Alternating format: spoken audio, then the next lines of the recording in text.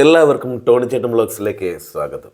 ഇന്നത്തെ നമ്മളുടെ വീഡിയോ ആർദ്രം ഇൻറ്റീരിയൽസിൻ്റെ ഒരു തികച്ചും വ്യത്യസ്തമായ രീതിയിൽ തന്നെ ഒരു വീട്ടിലെ ഇൻറ്റീരിയൽ വർക്കുകൾ ചെയ്തിരിക്കുന്നതാണ്.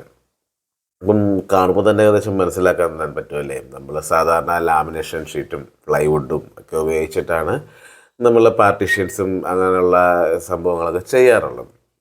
പക്ഷേ ഇവിടെ നമ്മൾ തികച്ചും വ്യത്യസ്തമായ രീതിയിൽ പൈൻവുഡ് ഉപയോഗിച്ചിട്ടാണ് നമ്മൾ കൂടുതൽ വർക്കുകളും ചെയ്തിരിക്കുന്നത്.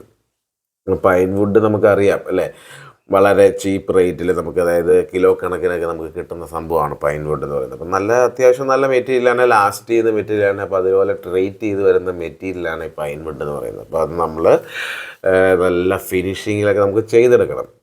അപ്പോൾ നമ്മൾ അങ്ങനെ ചെയ്തിരിക്കുന്ന ഒരു വീഡിയോ ആണ് നമ്മളിവിടെ കാണാൻ പോകുന്നത്. അപ്പം എന്താ നമുക്ക് നോക്കാം. കണ്ടോ, ഇത് നമ്മുടെ ഒരു വീടിൻ്റെ സീലിങ്ങിൽ ചെയ്തിരിക്കുന്നതാണ്, ചെയ്തുകൊണ്ട് തുടങ്ങിയതേ ഉള്ളൂ. അപ്പോൾ അതാ കണ്ടില്ലേ, ഇത് കണക്ക് നമ്മൾ ചെയ്ത് ഇനി ഇത് പോളിഷൊക്കെ ചെയ്തെടുക്കണം. ഇനി നമുക്ക് ഇതാണ് ഫൈനൽ സ്റ്റേജ്. കണ്ടല്ലോ, ഇനി പോളിഷിങ് കൂടെ ചെയ്ത് കഴിഞ്ഞാൽ നല്ല അടിപൊളിയാകും. നമുക്ക് ഇഷ്ടമുള്ള കളറിലേക്ക് പോളിഷ് ചെയ്ത് കൊണ്ടുവരാവുന്നതാണ്. അപ്പോൾ കണ്ടോ, ഇത് പൈൻവുഡാണ് നമ്മൾ സെറ്റ് ചെയ്തിരിക്കുന്നത്. കണ്ടല്ലോ, അപ്പം അടിപൊളിയായിട്ട് നമ്മൾ പൈൻവുഡിൽ സെറ്റ് ചെയ്തിരിക്കുന്ന ഒരു സംഭവമാണ്. ഇതിപ്പോൾ നമ്മൾ സിമ്പിൾ രീതിയിൽ ചെയ്തിരിക്കുന്നതാണ്. ഇത് തന്നെ നമുക്ക് പല മോഡലിൽ ചെയ്തെടുക്കാൻ പറ്റുന്നതാണ്.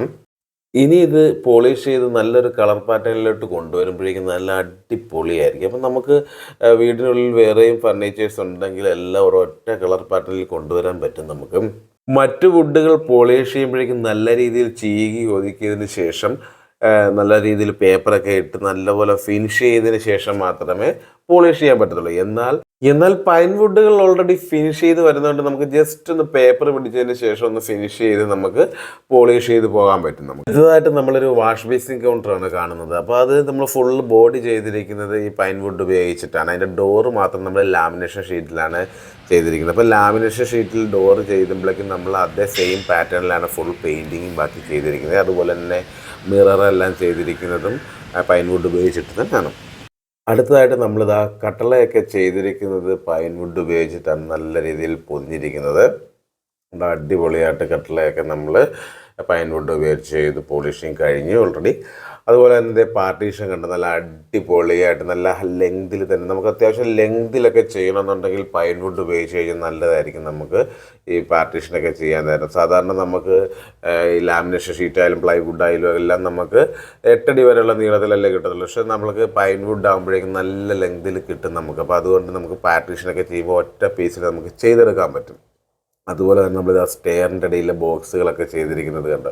ഇതിൻ്റെ താഴെ വരുന്ന ഡോറ് മാത്രമാണ് നമ്മൾ ലാമിനേഷൻ ഷീറ്റിൽ ചെയ്തിട്ട് അതിൻ്റെ പ്രൊഫൈൽ ഹാൻഡിൽ കൊടുത്തിരിക്കുന്നത്.